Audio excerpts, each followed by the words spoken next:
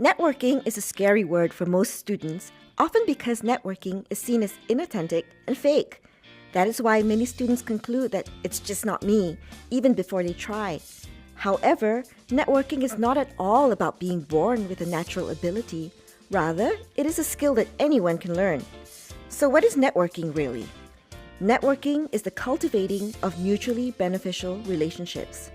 If you break down that definition, it is essentially about connecting meaningfully with people. If you have made friends before, you have already applied this skill. What we will learn here is how to apply this skill consciously in a professional setting. Firstly, you already have a network. Your network is your family, friends, classmates, professors, alumni, CCA peers, bosses, and colleagues. Every time you meet a new person, your network grows. So how does it work for your career, and is it important? Yes, in fact, it is a skill you will use throughout your lifetime. Many studies have validated that networking can lead to new potential career opportunities, expand your knowledge on an industry or subject, lead to faster job advancement, and facilitate access to people you otherwise may not have reached on your own. In fact, about 70% of job vacancies are found through networking. With a statistic this high, you can see how far networking and job referrals can increase your chances of securing a job. But if networking was that important, why do we find it so hard to network? The answer is in our heads. It's essentially what we tell ourselves about why we cannot network. Number one, I'm not born with it. I'm an introvert. Many of us think that only extroverts can be good at networking because they like to socialize or were born with that ability. Rather, the way to think about it is not about having innate talent, but being able to learn the skill over time. Therefore, when you change your mindset from I'm not good at networking to I'm not good at networking yet, you are more likely to overcome your fear of it. Number two, networking is self-serving and fake, and that's just not me. Those who brush off networking as a matter of personal values often do so because they feel they have nothing valuable to give, such as strong personal connections or deep expertise.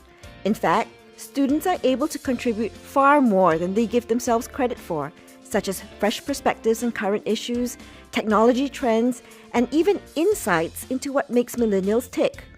When you recognize the value in your set of knowledge or experiences, the focus becomes less on what you can take and more on reciprocal learning. Therefore, networking becomes more natural because you are building relationships through common interests, exchanging insights, or even through your behavior like showing compassion or empathy. So how do you get started? If networking is a skill that can be learned, then there are 3 steps to master it. Practice, practice, practice. But where? It's right here on campus. For example, attend alumni events. Join clubs, organizations, or other groups where you can meet people united by a common interest. Or go for career fairs, workshops, seminars, competitions, and social activities such as NUS Rag and Flag Day. Your network can also form outside of school, such as at weddings or other social and family events. Whatever the avenue, the key is to put yourself out there and practice the skill until you get more and more comfortable with it. So you've learned that networking is an important skill for your career, and you too can be effective in networking with the right mindset. The opportunities are already out there and you want to get started, but you're not sure how. Here are 7 tips to help you prepare for a networking event. Number 1, start with the right mindset. Remember that networking is not an innate ability, but a skill you can pick up. When you approach others, focus on learning from each other. This enables you to redirect your feelings of awkwardness towards curiosity and growth, which then makes it easier to approach a person to start a conversation. Number 2, research your event and prepare your conversation topics. You get the best outcome when you intentionally plan what you like to achieve. So first, determine what you want to get out of this event, such as information about the industry or job role that interests you. Then, identify who you would like to speak to in order to get this information. Next, prepare some questions or points you would like to discuss. LinkedIn is a great place to start your research on the company or person and can help you identify good conversation topics. Number 3, open a conversation well and keep the conversation flowing. Make sure you have a well-prepared elevator pitch because it helps you introduce yourself with confidence. Then use the questions or discussion points you had prepared to keep the conversation smooth and flowing. Number 4, develop relationships, not contacts. The focus should be on building relationships, not on getting the highest number of contacts.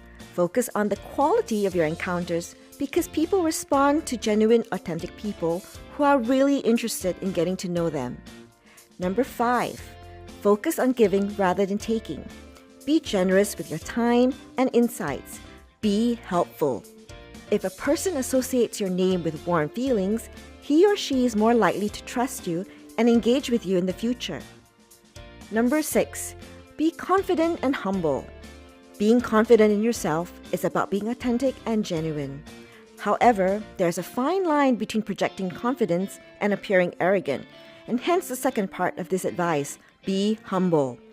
This means being confident enough to hold your own and yet acknowledging the limits of your understanding and experience. Number 7, follow up and follow through. Exiting a conversation gracefully is an art in itself.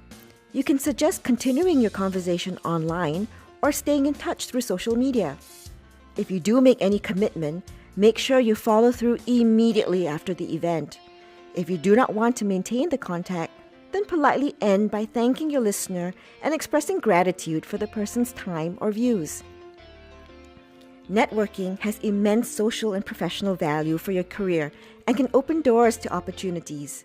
But you cannot reap its benefit from the couch or the dark, lonely corner of a conference hall. Like exercise, you have to step out and just do it. Remember, anyone can learn it and even master it. Just practice, practice, practice, and you're on the way to becoming a skilled networker. Good luck!